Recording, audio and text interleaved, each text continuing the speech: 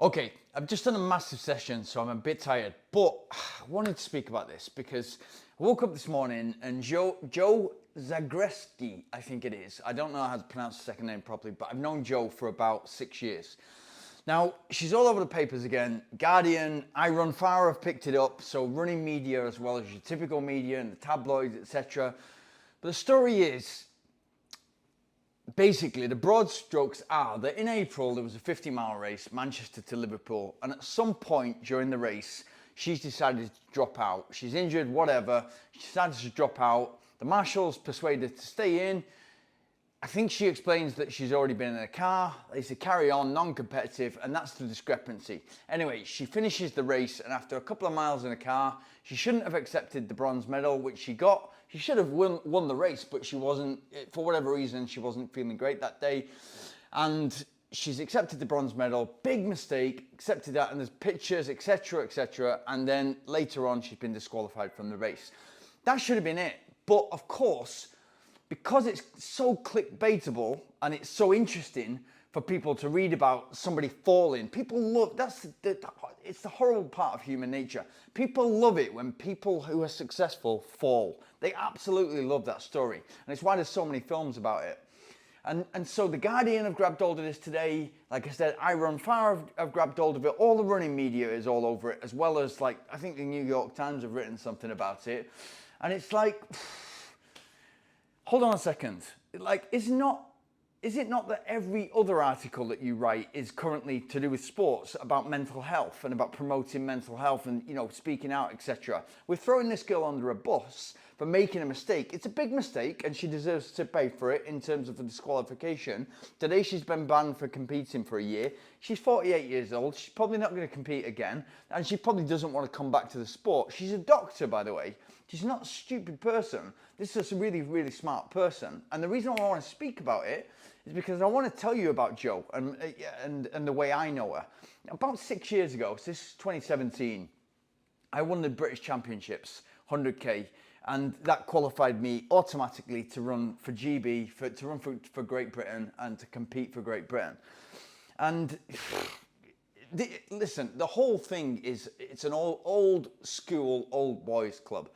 The day of the race, they wanted me to run 10% slower so that it would be convenient for them. It would be a safer race for them. I would probably take the victory still, and I'd run the qualifying time of 6:55. I had a plan. We went into a caravan. I talked to them about my plan of running 4 minutes per kilometre, 6:40 for the 100k. I ran 6:42 the next day, and lo and behold, the qualifying standard changed from 6:55 to faster, so I wouldn't have actually qualified if I would have gone with their plan. But there's no thought of kind of like the different energy system it takes to run slower than what you've been training towards, and the different biomechanics, etc., and the muscle cramps, etc. There's no kind of thinking like that. Jo has all that. And Jo, kind of like when she was coaching the Great Britain squad, she understood from an athlete point of view that you are so much of a winner in your mind. You're so focused on winning that that's all that counts. You're not interested in going 10% slower because it suits the team or because it suits the old white men who are kind of in charge of everything. And it's exactly the same when you get to IAU. So that year, I remember it was cancelled or postponed for another year, and then all of a sudden it became the World Championships 100k became every other year instead of every year. Like straight away, you've kind of got probably 10 years as an athlete, so all of a sudden you've got 5 attempts to win the World Championships instead of 10, and that's like an overnight decision from IAU, which, again, it's an old boys club, and it's kind of full of it's full of people who don't understand from an athletic point of view, that are maybe business people and have not got the right people in place, like Jo, who understand from an athlete point of view. So then you get to a point where, okay, for a while I had to reprove my fitness, and fair enough, they need to know. So I remember saying to somebody, well, everything I do is on Strava. Have a look at Strava. What's Strava? That's the response that I got. What's Strava? So I was like, okay, well, what race do you want me to do? And so I was set that year, I remember it really well, to do Il Passatore in Italy, and then the World Championships in September, I think it was, or September, October. And then they wanted me to use Passatore to prove my fitness and get to halfway if you had to get to halfway and run a fast time and then qualify for thingy. So I did that. And it was like, okay. And there was still a back and forth on email. So then it got to the point, oh, we want you to reprove fitness. So they got me to, in July, in Spain, in the south of Spain, I had to run 50K around a track to prove, just so I can prove fitness to them. Not that, like, obviously running on a track is completely different to running on a road, but that to prove fitness again so that actually, yeah, I can go after winning the British Championship. So it's not a meritocracy. Your face has got to fit. And the reason that my face doesn't fit is because I don't live in the UK. I'm not competing for my club in cross country, track and field, and going to different races that they can. So it's lazy analysis of like, what races are you actually doing and what do you do in those races? They're not interested in that. They want a solid team of people that are going to be reliable. Guys that are going to run under 7:30. They want 3 guys that can run under 7:30 for 100K, which is a mediocre time for a man, like at that level, in order to kind of place first, second, or third in a team prize. And guess what? We've just done this in India as a 50K at the 50K World Championships. The girls did great. The men did great. The men, I think, came a second or third team. I think the Spanish won it, and the women won the team prize. Guess who came second in the team prize for the men? India. The famous running country, India. So this is how much of a joke it is. Like, did America send a full team? Did South Africa send a full team? Did Japan send a full team? Who's going to do that in India? Yeah, it's the different conditions. It's not set up for a world record. It's not set up for a fast time. So these places are bidding for it. It was in Qatar only a few years ago, maybe 2015, where they literally ran a 2.5 kilometer loop on cobbles around a 5-star hotel.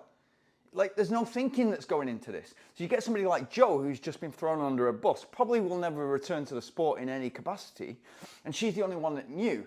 I remember booking my flights to go to the World Championships, and GB wanted me to fly from Granada, where I was living, to London, to fly with the team from London to Croatia.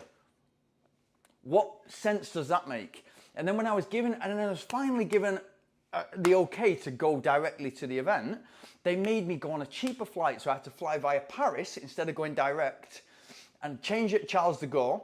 And my suitcase got lost. So when I got to the event, I had no suitcase, no nutrition. I had my race kit with me, but all my nutrition was in the bag. So I had no nutrition. So I was on the back foot, and and the race was diabolical for me. And that was a race that I was trying to not only compete in, but win the race and go for a record. We'd done no due diligence in terms of the race course, so nobody on the team knew about the race course. There was downhill and uphill. It wasn't flat. We were told it was flat. The profile didn't, but nobody had actually gone there. Nobody had actually bothered, despite us taking 10 people. Nobody had actually bothered to go and check the course. Just mind-blowing stuff when you're trying to take a team. And then you've got like people in suits, they're talking business and where it's going to be next, and how everybody's kind of like getting off. And I don't know how corrupt it is or who's kind of on the take from these things, but it's total nonsense at this level. Like this year, to go to India, the men and the women needed to crowdfund in order to actually get there. Crowdfund when you're running for Great Britain. Supposedly a superpower, and I think that's our problem. We still think we're a superpower. So in the case of Joe, it's like, yeah, she's made a massive mistake. She's made a massive mistake, and she deserves to be disqualified from the race. And of course, integrity, etc., is brought into question. But you let people have a second chance. She's not cheated in terms of performance enhancing drugs. She's not done anything too crazy. She's just had a moment of madness, and maybe that's carried on. And she probably thought, like, she'd flown all the way from Australia. She wasn't the day before. She wasn't thinking straight. And she probably thought, if I take the bronze medal, it's not taking the win, but I'll qualify for Great Britain team. That's what she's probably thought in the moment. I don't want to speculate, and it's, that's my thinking. She probably thought, okay, I'll just, again, like I had to, prove fitness, get on a team, and then go and do a job for Great Britain. That's what she probably thought. But the fact that we're thrown under a bus still, and it's all over the media, this girl doesn't get paid for running. Like, she isn't even sponsored, and we're thrown under a bus. So that's what it's all about. It's like old school, old boys clubs. And that's why athletics in the UK and around the world is suffering so badly. That's why Sebastian Coe shouldn't be at the top because he has no clue. Like a great athlete, not a great person. It has to be, it's got to be said, not a great person. You're in charge of athletics at that level, and all these things are going, we don't have money to send a Great Britain team to thingy. And I know that's not under his remit, but who the hell is mismanaging Great British athletics? When the simple thing is, when you get all this lottery money and all the other funding, is to get more kids into the sport and keep more kids in sport when it really counts. That's what matters. Like, we're not kind of like, we literally just throw money at high performers with a year to go and say, win a gold medal for us, or win a silver medal, or get on the podium. That's what counts. Because when they come to get the allocation of funding again the next year, or the next cycle, Olympic cycle, it's all on how many medals we won. So we're still trying to compete with Russia, with America, with China, with other countries, and it's like, let's just remember that we're a small island in the middle of nowhere, and we're not what we used to be. Like, people, how many teams actually send people to each event in the world? So we're literally competing against 5, 6, 7 countries, and we usually get beat by a country like Norway or Sweden. Like, it's mind-blowing, and it annoys me because somebody like Joe could actually change the dynamics and what's going on in something like GB athletics on the ultra side, and yet she's been thrown under a bus for it. So yeah, it pisses me off.